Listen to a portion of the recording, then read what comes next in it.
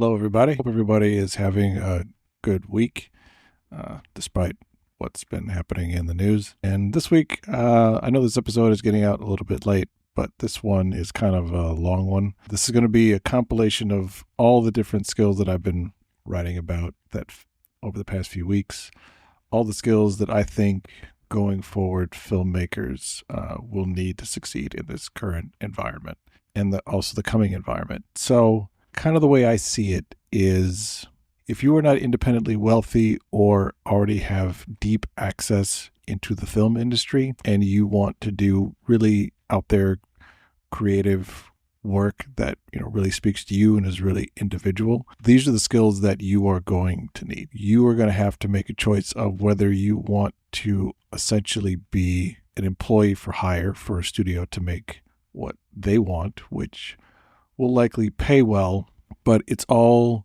going to look the same.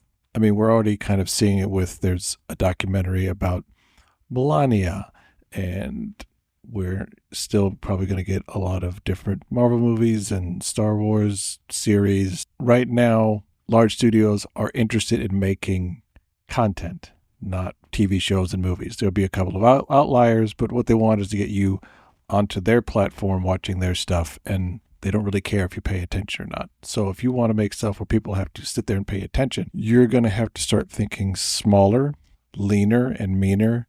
And what I'm going to do this week is give you the skills that I think are going to be the foundation for what you are going to need going forward to make the work that you want to make in a way that is scalable, sustainable, and also teachable. The first skill, actually the first thing that we need to do is we have to make a decision. It's time to ask ourselves if we want to be filmmakers or we just want to be recognized as filmmakers. I'm going to be brutally honest. A lot of people like the way it looks when you're on Instagram and you have the picture of you behind the camera or pointing in different directions, and you're a filmmaker. You look like a filmmaker. It makes us feel good. We can brag to people like, oh, I'm a filmmaker. Look at this picture. Look at what I'm doing. But being a filmmaker, it's being a filmmaker. It's the day-to-day work that involves. Some of that is being on set, but most of the time it's not. Let's say you're making a feature film and it's a low budget one. That's 25 days of work, essentially. That's it. That doesn't count the days and hours spent writing the movie, fundraising for the movie, editing the movie, marketing the movie, selling the movie. That's most of what you're going to be doing, is all of that stuff. That's 90% of what being a filmmaker is everything outside of being on set. So if you don't like that stuff, then this is probably not something that you should do. And there's nothing wrong with that. I've done that in order to make money. I still do that now a lot. I edit things. Sometimes I produce things. I make budgets. Those are all things that aren't tied to me being on set that I still enjoy. Or, like I said in the beginning, work with a studio, make their stuff. That is what you'll be doing, is being on set, and decide whether that is what is going to fulfill your life. This is all about choices, and there's no wrong ones. You just have to make sure that if you want to say, I am a filmmaker, you enjoy doing all of the aspects that involve being one. And those are all the things that are not included with being on set. Being on set's the fun part, hopefully. Hopefully you like that. If you don't like being on set, then definitely find something else to do. But it's not all of what you do. And something that we have to also keep in mind is that the rush to get on set means that we are cutting corners other places. It feels great to be on set. It feels great to be there working with a team. It is a wonderful, sweet dopamine payoff that just makes us feel really good by the time the actual shooting is over. But if we cut corners, that means we are trying to either tone down the ambition or the scope of it so we can finish faster, which affects the quality. The trap is that when we do that, we tell ourselves that we're great because we work fast. And fast isn't always better. And once you are married to the concept of like, oh, we just work really fast, obviously you don't want to waste time, but fast doesn't always mean better. This also bleeds into the rest of the process where you find yourself rushing. You rush to get to set, which means you don't really take time to think of, okay, is the creative process that I'm thinking of actually good? Is this actually something that will make a difference? This is actually something that will be individual, or is it just, am I just making content? Am I just making something to say that I made it and then I get a pat on the back that says I made it?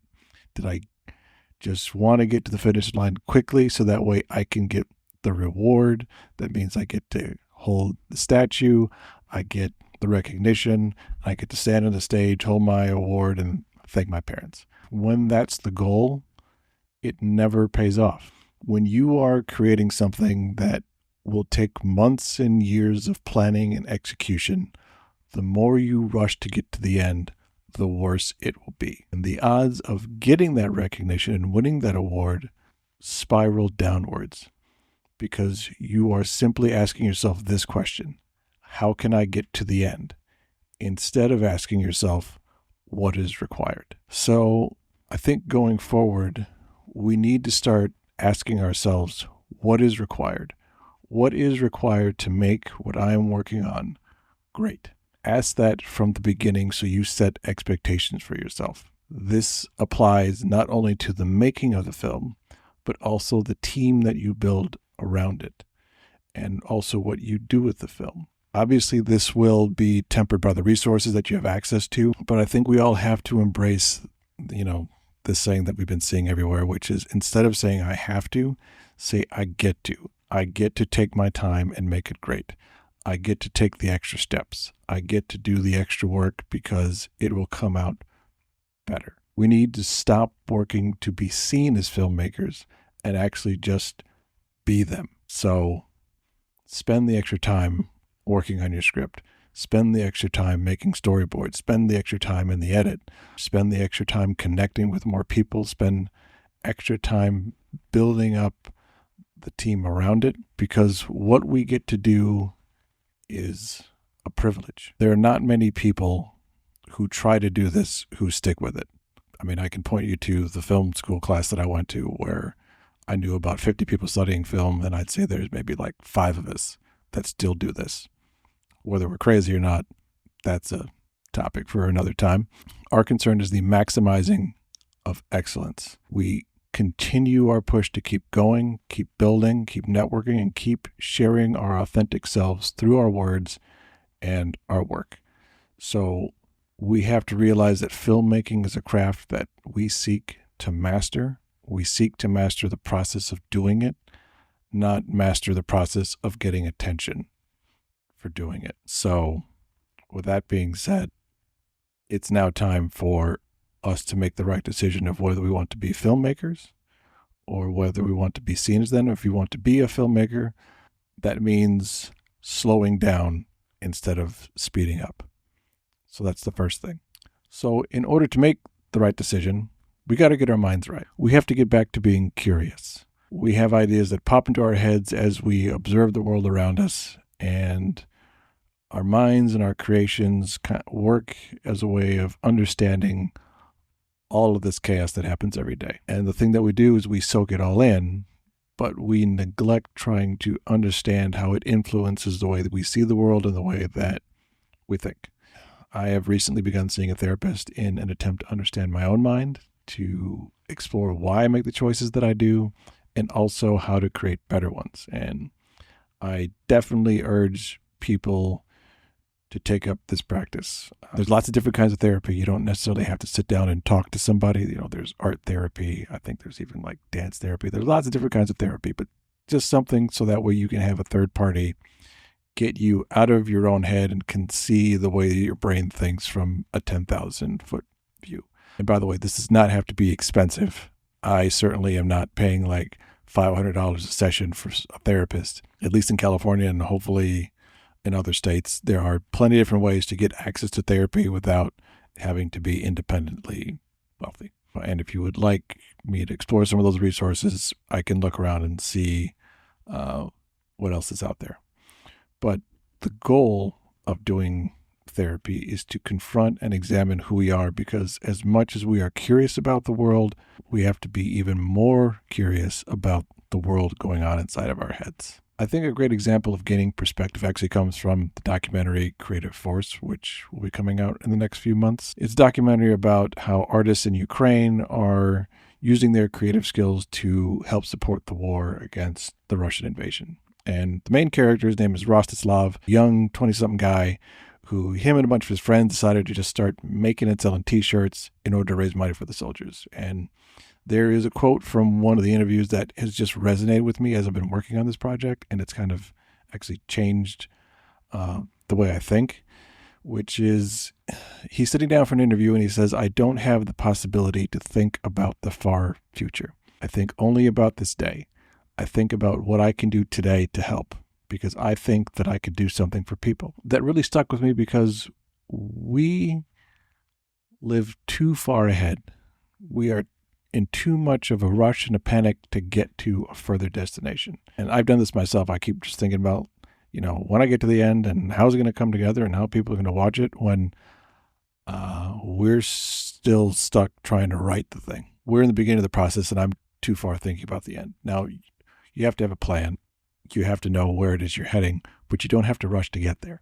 You just have to take it day by day and then stack those days together in order to make your tomorrow better than today was. So I've started just thinking to myself, what is it that I need to do today so that way tomorrow is better? Now, obviously, as a filmmaker, you have a lot of big dreams, big ambitions. I mean, we are dreamers. That is what we do, and we put it on screen for people. But we have to realize that those dreams and ambitions do not have to be realized tomorrow. Sometimes we get stuck in just the dreaming and we delay the hard work, the effort, the actual pain that is a necessary part of the present in order to realize those lofty ambitions that we have. But again, we have to stack days together. Really all that life is just a relentless pursuit of daily effort that compounds into realizing a goal. But reaching the goal isn't actually our aim as an artist. The aim and the focus of being an artist is just the constant pursuit of improvement, the ability to have a life where the work we're doing is the reward, because we're not focused on getting there. We're just focused on being here, being present where we are. And I know that people will say that it all comes back to gratitude. I mean, everything is gratitude. So we should all have like gratitude journals and a daily gratitude practice. And this can come off really hollow and self-serving. And it's a method of receiving. Like if I'm gracious and I have gratitude, then I will get this stuff. Like a productivity hack or like a way to insert X capitalist productivity effort into your daily schedule that maximizes your effort and profit and all that nonsense. So again, I think this all comes to slowing down, being thankful that you are getting to do what it is you dreamed of when you were a kid. Me having the ability to write the articles that I do, to speak into this microphone, to have some of you listen to it, to make things that people have watched. Those are things that 10 years ago I would not have imagined I would be doing or be in existence. I can tell you 10 years ago, I was trying to just make a movie, just one. Like that was the goal. Like, man, if I could just make one, no matter how long it is, that would be amazing. And then you start making more and more and it just becomes normal. And then you forget where you were before. So I think having that practice of gratitude it's not really patting yourself on the back. It's just taking a moment to reflect and say like, hey, I'm at a place now where I didn't imagine before. And this place now is a pretty wonderful place. I have another place that I'm trying to get to 5 years from now, 10 years from now. But I'm just going to be pretty amazed about this place that I am right now, which again is advice that I'm giving you that I don't always take myself. I tend to push things that I've done off to the side. Like, yeah, I did that and that wasn't that special. So something that I'm trying to do this year is just be more mindful of the things that I have accomplished and just take stock of where I am right now and accept that where I am right now is okay. And I think that's all we can do is accept that where we are, it might not be perfect. It could be better, but it's okay. And so with those mental skills, in effect, I want to talk about two things that I think are important as far as the technical aspect. Now, there's the mental aspect of filmmaking, which I think we need to get better at. And then there's a couple of technical things, which I think we all have to get better at. So there's a saying about making a film that is this: the battle is won in preparation. You wouldn't write a script without an ending, so do not make a film without an idea of how your post-process will work. Not just who's editing, but also what do they need to work efficiently? What is the equipment that we need? What are the required processes? How are we going to get the footage to them? How are we going to share the footage if we need to? How many people need to be on this? What decisions do we need to make in order to make this film work once we get into editing, both on a creative level and also on a logistical level?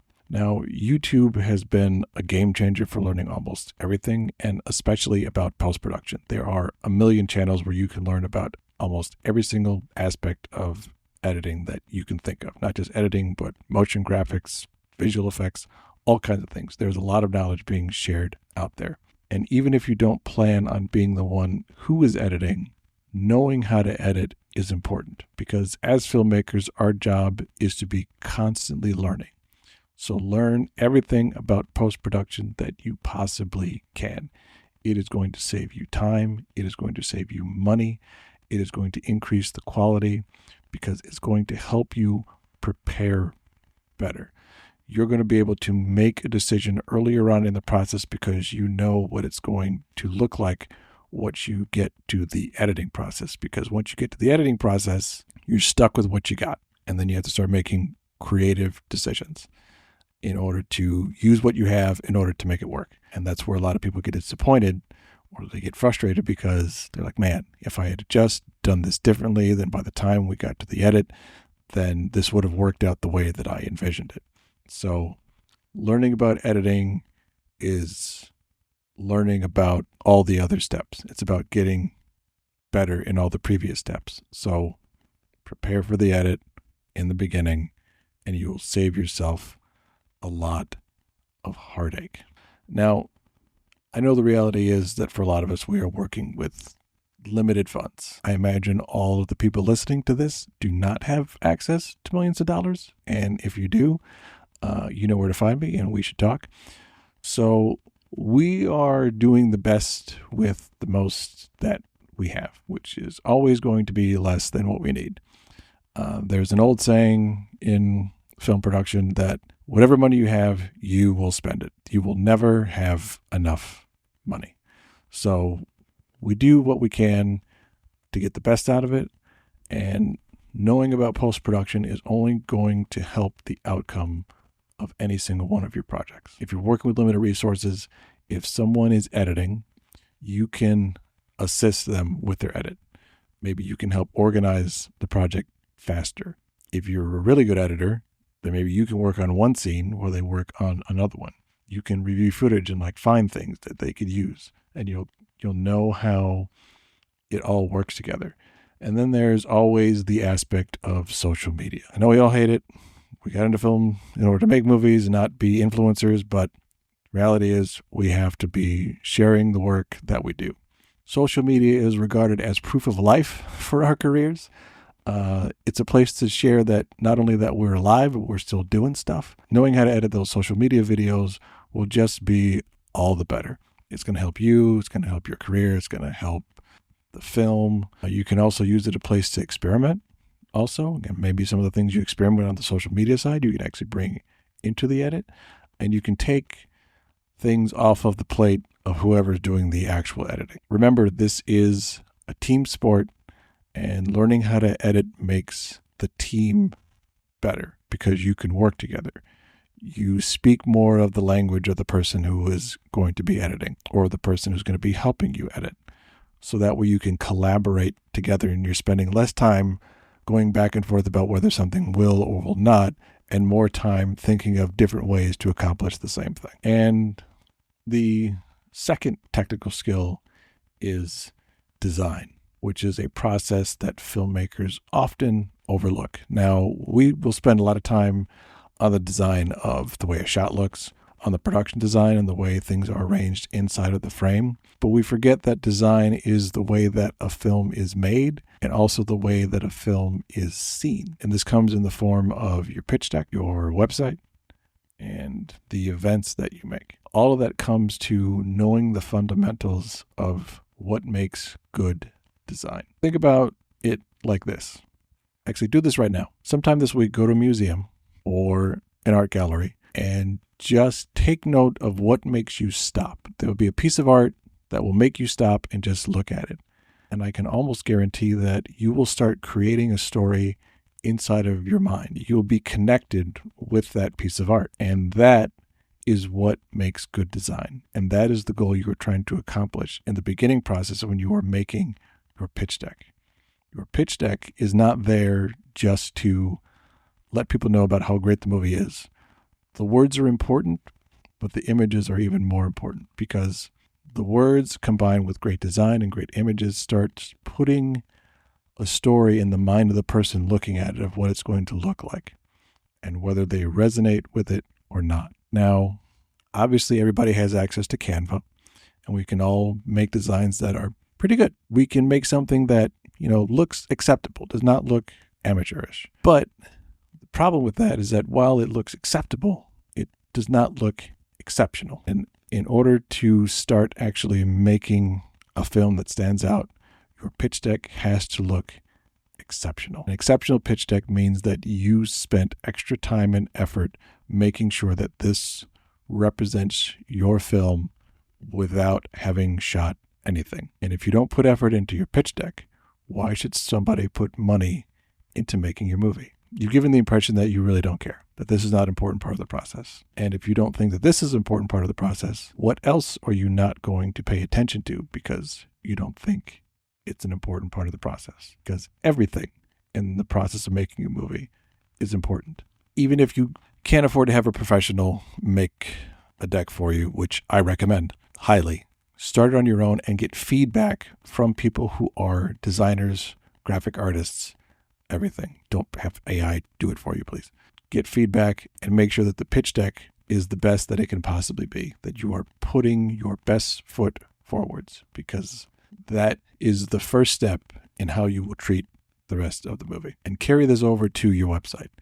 Every single movie needs to have a website. I know we have social media. That is a great way of gaining attention, but that attention is not your audience. Your audience are the people who go to your website and either purchase a ticket to see the movie, buy the movie, or give you their email address. Either way, you should be capturing their email addresses, because that is how you collect people who are excited about it. If somebody goes to your website and they plop down their email address because they like your movie, that is somebody who is actually excited about it. That is somebody who will actually champion it, go to see it, will be excited about it. Social media, let's just be honest, how many of you have looked at a social media link and then actually gone through the bio and then clicked on the thing and then watched it? Not a whole lot of you, but some do. And so how do you retain those people and get to know them? That's where a website is very important. And just like the pitch deck, that website has to be something that you put a lot of time and effort into designing, because that is going to be what convinces someone that, yeah, this is a movie that I should see. These people have spent a lot of time and work on it, so I want to know more. And again, if you can, hire a professional to design it or just get feedback. There are lots of different ways to design a website. So I recommend taking a look at websites that you like that have been done by professionals and seeing how you can get close to that and that are the right fit for the type of movie that you're making. But again, like the pitch deck is letting investors know that you're serious. A website is letting your audience know that you're serious about making something that is not just good, but exceptional. And the last thing is an event. Now, I know what you're thinking. What does an event have to do with design? And I'm going to tell you. I used to work in not only video production, but also live event production for the McDonald's Corporation. Back when I graduated film school, this was like one of the first big production jobs that I had out of film school. I was a production coordinator and sometimes a production assistant. And we spent a lot of time designing these events, like where the drapes were, where the lights were going to hit. It was a lot of corporate presentations, like quarterly reports, and they're kind of boring. But they would spend a lot of time designing the decks that you were going to see. And we would spend a lot of time, seeing how they would be projected onto the screen and where the people were. There was a lot of different elements that went into the design of this event. Now, my ideal for a screening of a movie, because I don't think that just screening a movie is enough anymore, because we have so much access to so much media, just going out and seeing the movie, especially if it's like not something that everybody knows about, if it's not like a big ticket from a studio, if it's just your movie, I think the best way to create an event is obviously you introduce yourself in the movie, screen the movie, have a Q&A where the audience is involved, make sure that they're asking questions, and have the questions be not just about the movie, but about the thing that the movie says.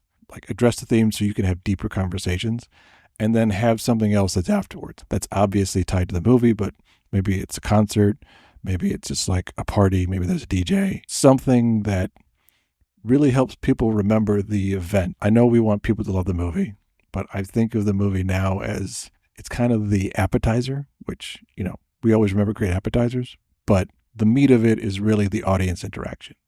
That's what I think makes a great event for a movie. And so with this, think about where you're holding the screening. Now, if you have a movie that's about, let's say by small town heroes who've done good, then obviously you don't want to have it at the large multiplex. You want to have it at a nice small theater.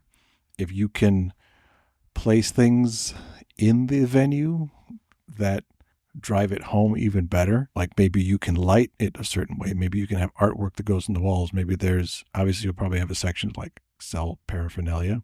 Maybe you can play music as they're coming in. You want to be able to use design of lights, sound, artwork, music in order to get them in the right headspace when they watch it. It's almost like the film before the film. My favorite theater is the Alamo Drafthouse, and this is what they do before they screen every single movie that they have. They'll find little shorts that are related to the movie you're about to see, and it kind of puts you in the mood and gets your mind set for what you're about to witness. And it's all these little details that create a memorable event, which then, if somebody remembers the event, they're going to tell somebody else, like, hey, I went to see this movie, and this happened, and this happened, and this happened. I think it's playing this time. You should go check it out. And all of that springs from design. So, putting all this together, I think the way for non-dependent filmmakers going forward lies through this concept: the right presentation mixed with the right attitude. Every film at every stage has an audience, and we want to look at what is required for us to look exceptional for that audience. It first starts with the people who are supporting your film before you've shot anything or even planned anything. These are your investors. These are your collaborators. These are the people who you're bringing on. Think of them as your audience. And then start thinking about the actual audience who's going to watch the movie. The movie starts with you making what you want to see. But as the process goes along and you start bringing other people along who are aligned with the vision, it becomes a shared vision that you, the filmmaker, are shepherding into existence. So start from the beginning, get it right, get better, and show up for the people who will be inspired by the work that you are creating together. And hopefully you will inspire them to not only create great work of their own, but to also act in a different way as they go out into the world. Thank you for listening. Keep all these skills in mind. The two mental ones of having the right attitude, making the right choice about what being a filmmaker actually is, and the technical skills of learning about editing and design. Marry all that together, and this year with whatever you're making, you'll find that it's even better by the time you get to the end. Thanks, and I will talk to you next week.